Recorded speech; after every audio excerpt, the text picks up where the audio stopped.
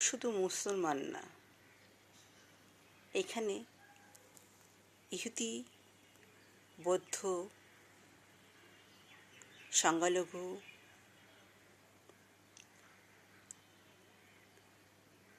হিন্দু ধর্মের মানুষ নিয়েই কিন্তু আমাদের এই বাংলাদেশ।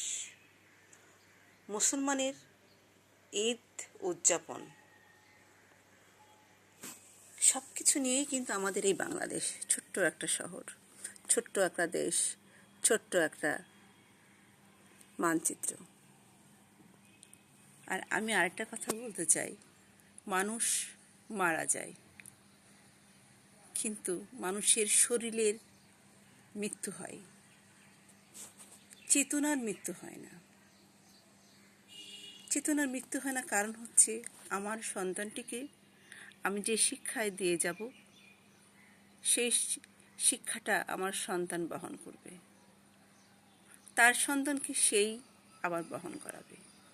তাহলে মানুষের দেহের শুধু মৃত্যু আছে, চেতনার মৃত্যু নাই। তো ভালো থাকবেন সবাই। 27শে রমজানে হয়ে গেল, অনেক গরিব দুঃখী নিয়ে আমাদের ঈদ ভালো কাটুক সবার জন্য।